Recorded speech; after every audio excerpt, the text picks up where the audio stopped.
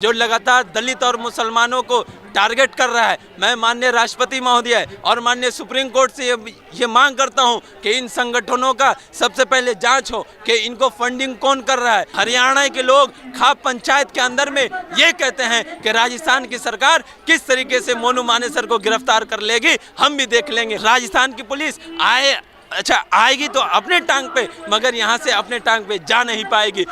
जा करके बुलडोजर से उनके घर को तोड़ के बेटी को और माँ को दबा दिया जाता है। और एक नेहा सिंह राठौर जब उसके खिलाफ गाना गाती है, एक कवि को जिस तरीके से इस देश के अंदर में एक कविता गाने पे उनको नोटिस भेज दिया जाता है, तब हम कहते हैं कि हाँ बीजेपी तो बहुत अच्छा काम कर रही है। बीजेपी तो इस देश के लोकतंत्र को मजबूत कर रही है। हमारे साथ अभी फरहान अख्तर हैं, सोशल एक्टिविस्ट हैं और मुसलमान हैं, और हमारे देश में मुसलमानों को लगातार टारगेट किया जा रहा है। कैसे देखते हैं आप? ये क्यों बोल रहे हैं आप कि मुसलमानों को टारगेट किया जा रहा है? कि इस देश के अंदर में दलितों को टारगेट नहीं किया जा रहा है? क्या इस देश के अंदर में दलितों को खाट से बांध के नहीं मार दिया जा रहा है? क्या इस देश में जो शोषित वंचित लोग हैं उनके ऊपर में जुल्म ज्यादती के पहाड़ नहीं तोड़े जा रहे हैं? क्या यही आतंकवादी संगठन जो अभी हरियाणा के अंदर में राजस्थान से उठा करके ला करके 2 मुसलमानों को गाड़ी में बांध करके उनके ऊपर में पेट्रोल छिड़क के जला दिया है, क्या यही संगठन ने यूपी के उत्तर प्रदेश में दलितों को नहीं मारा है? राजस्थान में रोज दिन हत्याएं हो रही हैं, कौन मार रहा है? इनके पीछे मैं तो सबसे पहले ये मांग करता हूं कि इस देश के अंदर में जो इस तरीके का संगठन है जो लगातार दलित और मुसलमानों को टारगेट कर रहा है, मैं माननीय राष्ट्रपति महोदय और माननीय सुप्रीम कोर्ट से ये मांग करता हूं कि इन संगठनों का सबसे पहले जांच हो कि इनको फंडिंग कौन कर रहा है।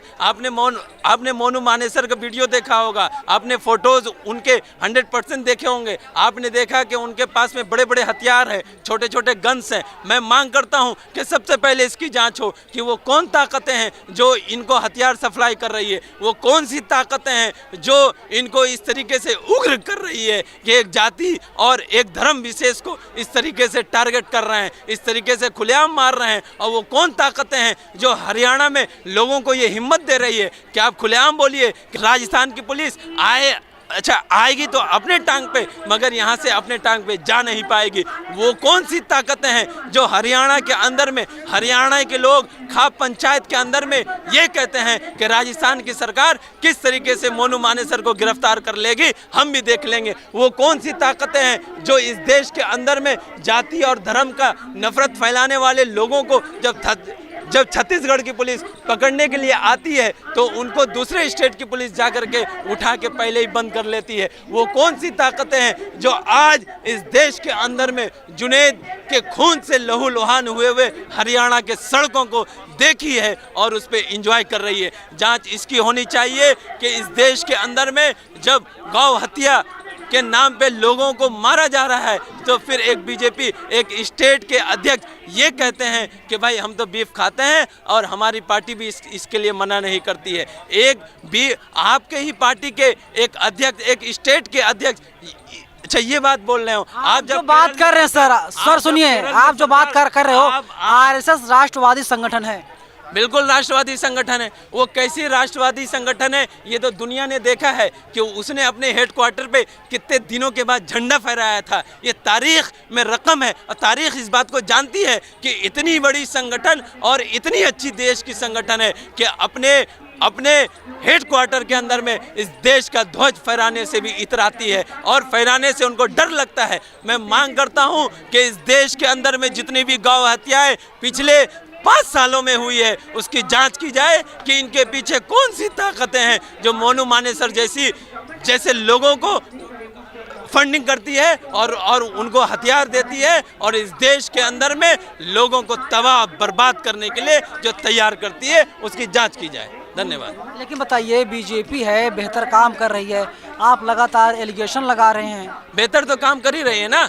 जब कानपुर देहात के अंदर में बुलडोजर से एक माँ और एक बेटी को मार दिया जाता है। अरे भैया सुन लिया गलत जाए। काम करोगे, पहले गलत सुनिए, काम करोगे तो चीजें पहले होंगी ही। सुनिए, मेरी बात सुन लीजिए। कानपुर देहात के अंदर में वो लोग कोई 1-2 दिन में नहीं आकर के बस गए थे, वहाँ लोग बसे हुए थे और उनको घर के अंदर में जाकर के बुलडोजर से उनके घर को तोड़ के बेटी को और माँ को दबा दिया जाता है। और एक नेहा सिंह राठौर जब उसके खिलाफ गाना गाती है, एक कवि को जिस तरीके से इस देश के अंदर में एक कविता गाने पे उनको नोटिस भेज दिया जाता है, तब हम कहते हैं कि हाँ बीजेपी तो बहुत अच्छा काम कर रही है। बीजेपी तो इस देश के लोकतंत्र को मजबूत कर रही है। बीजेपी इस देश के जो लोग हैं, जो शोषित वंचित लोग हैं, उनको बहुत मजबूत कर रही है और मजबूत ये कर रही है कि उनको बुलडोजर से तोड़ने का काम कर रही है। राष्ट्र बनेगा भारत, खुश होइए। और उनके घर को तोड़ करके उस बेचारी बच्ची को मारने का काम कर रही है। इससे अच्छा काम और क्या कर सकती है बीजेपी?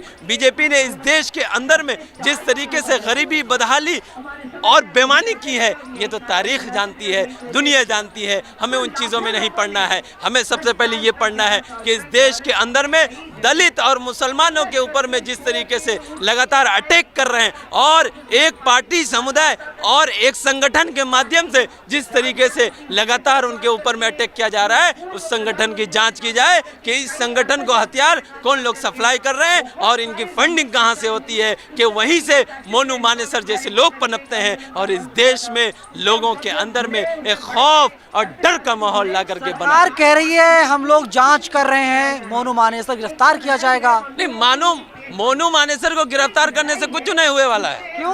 मोनू मानेसर को गिरफ्तार करके आप कर क्या लेंगे?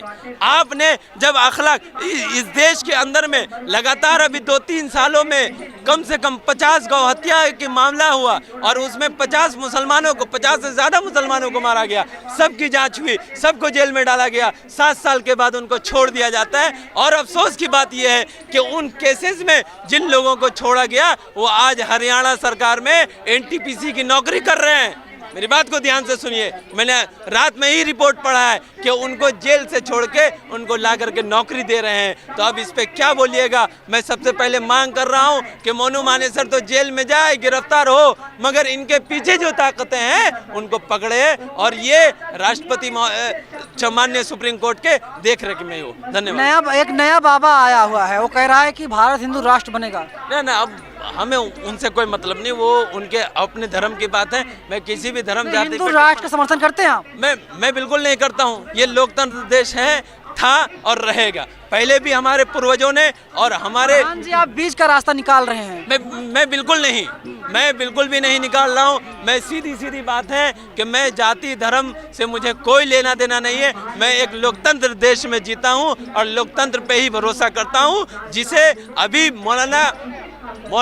मौलाना अबुल कलाम आज़ाद साहब ने जामा मस्जिद की सीढ़ियों से जो हमें आवाज़ लगाई थी कि तुम कहाँ जा रहे हो, ये तुम्हारा देश है, ये तुम्हारे पूर्वजों का देश है, तुम्हारे पूर्वज यहाँ दफन है, उसी आवाज़ के खातिर हम लोग संविधान पे यकीन करके इस देश में रहने का वादा किए थे और इस देश में रह रहे हैं। हमें किसी भी जाति धर्म मजहब से कोई मतलब नहीं। टीवी वाले कहते हैं हमारे देश के मुसलमान खाते हैं, भारत की गाते हैं पाकिस्तान की। कौन गाता है पाकिस्तान की? टीवी वाले कहते हैं ना। अरे आपको मैं एक बात बता रहा हूँ, इसी देश का मुसलमान है जो पाकिस्तान के अंदर में जाकर के अभी 2023 में पाकिस्तान में जाकर के खुलेआम पाकिस्तान का मंच यूज करता है और पाकिस्तान के मंच से बोलता है कि तुमने ही हमारे ऊपर में बॉम्बे में हमला किया था।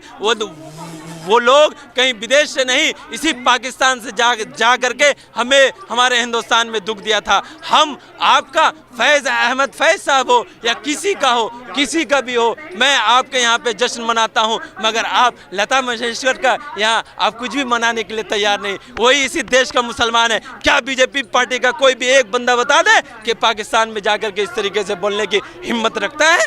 इसी पाकिस्तान कांप रहा भाई, मोदी जी पीएम है तभी कांप तो रहा है। कहाँ भाई, नरेंद्र मोदी जी पीएम है, इसीलिए अभी इस देश के आप सुरक्षित हैं। मोदी जी पीएम है देश के। मैं क्या बोले? आप सुरक्षित हैं इसीलिए क्योंकि मोदी जी देश के पीएम हैं। अब देखिए, मैं इस देश में सुरक्षित इसलिए हूँ कि इस देश में हमारे बाबा साहब का दिया हुआ संविधान है। उस संविधान ने हमें जो राइट्स दिए हैं और हमें जो हक दिया है, हम उसके खातिर जिए हैं। वो सत्ताधारी हैं और सत्ता पे लोग आते हैं चले जाते हैं, उससे हमें कोई मतलब नहीं। शुक्रिया बातचीत करने के लिए। धन्यवाद। फरहान अख्तर से बातचीत कैसी लगी आप हमें ज़रूर बताइएगा। कैमरा सहयोगी आशीष साथ में नवीन कुमार नंदन, नेशनल दस्तक, जंतर मंतर, दिल्ली। नेशनल दस्तक की आपसे गुजारिश है कि अगर इसको बचाना चाहते हैं तो नेशनल दस्तक को सब्सक्राइब करने के लिए रेड कलर के सब्सक्राइब बटन को दबाएं, फिर बेल आइकन की घंटी दबाएं। नेशनल दस्तक को बचाने के लिए बहुत जरूरी है कि हर खबर को शेयर करें, लाइक करें, कमेंट जरूर करें।